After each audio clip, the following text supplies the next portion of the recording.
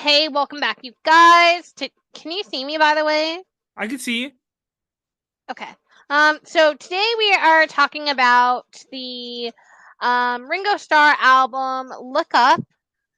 Ringo is the least, I guess, famous Beatle, but not really because he is super famous. So Baconator, what can you tell us about the Ringo? This is his new album, and I know it's like a country album. I forgot what songs are in it, but I know that it's one of his better albums because I have a lot of them. So Exactly. All right. So, when did this album come out? I want to say early this year, around June something, January something. I mean, sorry. I see. I see. All right. So let's take a look at Wikipedia.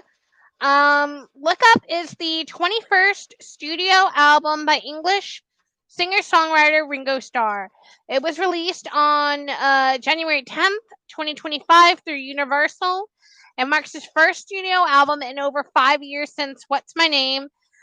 This is a country music album. It features guest appearances from Billy Strings, Molly Tuttle, Lucius, and Larkin Poe, as well as writing and production contributions from T-Bone Burnett. The album peaked at number one on the UK country charts, and number 47 on the Billboard. And um, number 147 on the Billboard Hot 200. As of now, the reception of this album, as written by Ben Cardew of Pitchfork, gave the album 6.3 rating. He described it as having a modern production, solid drumming, and full of wonderfully sensitive touches. And the Harrison of Clash wrote the album feels contemporary and energized, with thoughtful lyrics that showcases his warm vocals and different from anything else he's done before. I'm giving it an 8 out of 10 rating. Far Out Magazine's Dale Maplethorpe described Look Up as technically sound, but the focal point fails to deliver on key aspects that help us lean toward country music, giving it 3 stars out of 5. I would say it's a little more rockabilly. To be honest with you, I wouldn't go as far as saying it's country. I would say it's more rockabilly. Yeah, I have my notes here. We're gonna discuss that here in a minute. Rolling Stones Rob Sheffield called the album the sound of Ringo being himself, the least jaded rock star in the universe, which is exactly what we want from the wise old sage. He gave it 3.5 out of 5. All right, so the first song on this album is called Breathless. This one was written by T-Bone Burnett. You can hear that sort of country, like steel guitar, banjo on it.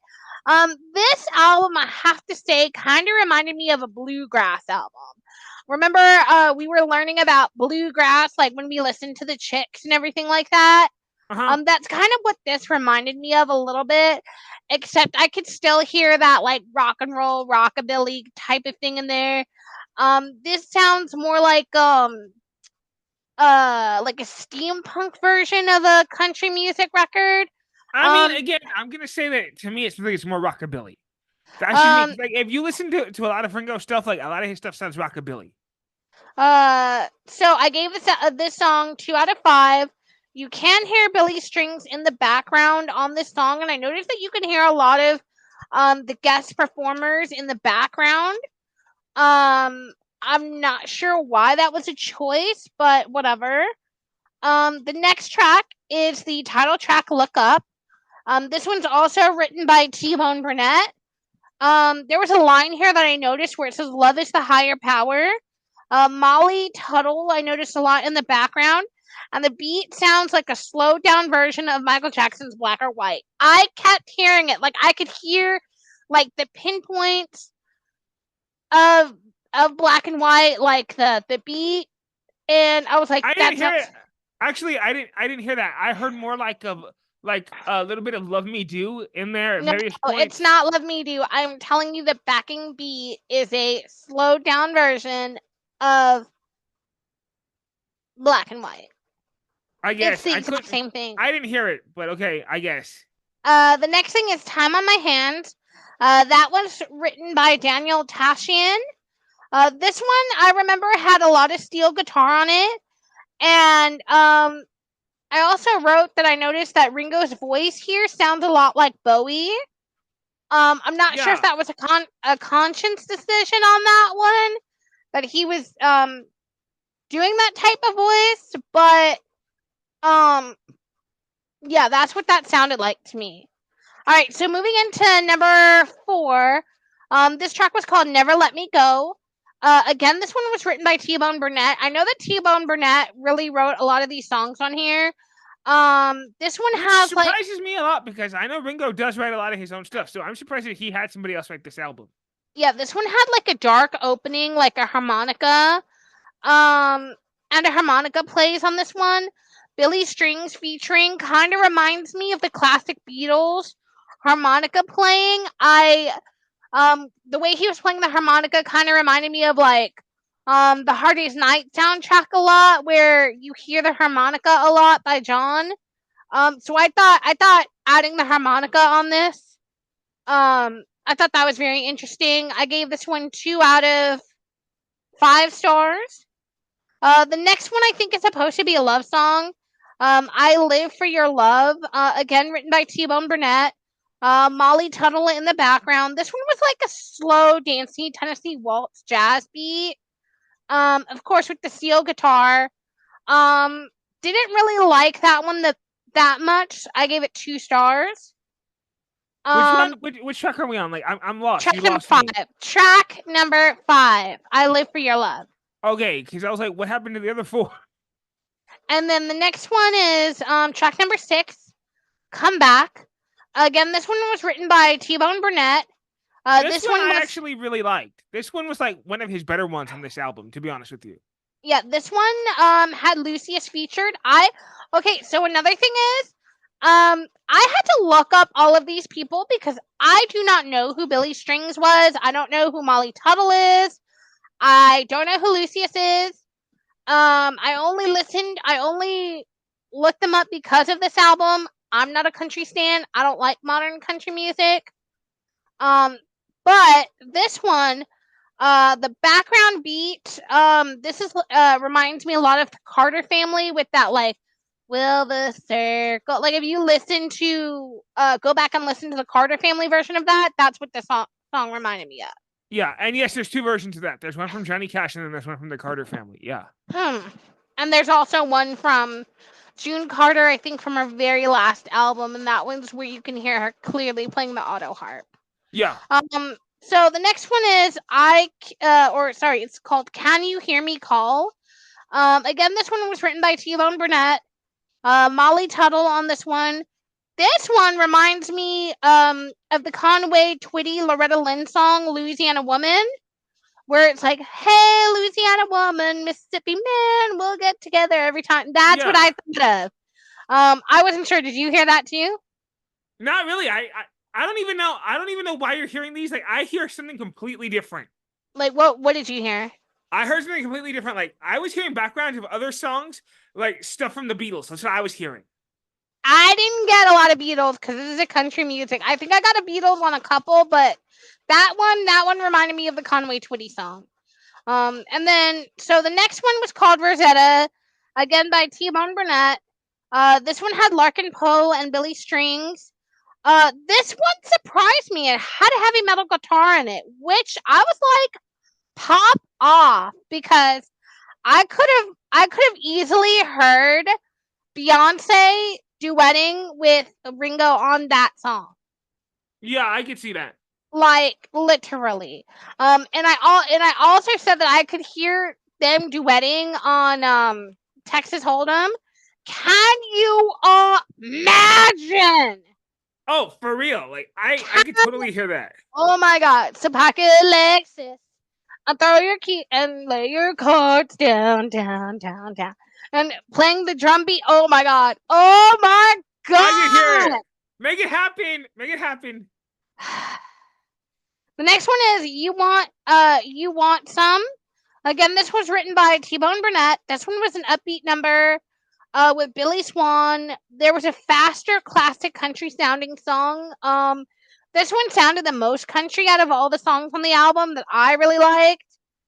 Um, and then the last couple songs were like not that great. But so the next one is String Theory, again written by T-Bone, with Molly Tuttle. This one sounded like your basic pop country song, like just basic, you know. You got writers in a room that can write 25 country songs in like a couple of hours, and just okay, here you go, send it off to the next person. Like that's what that sounded like to me. Facts. And the last one is called Thankful. This one was written by Bruce Sugar and T-Bone Burnett. This one I was surprised. This one has Alison Krauss. Now I do know who Alison Krauss is. She sings one of my favorite versions of Will the Circle Be Unbroken. Or I know that name. I can't no, picture though. I don't think it's that one. No, it's not Will the Circle Be Unbroken. It's I'll fly away, oh glory. It's I'll fly away. She sings that song and I love it. Oh, I've never heard that one. So This one reminded me of recent Macca songs.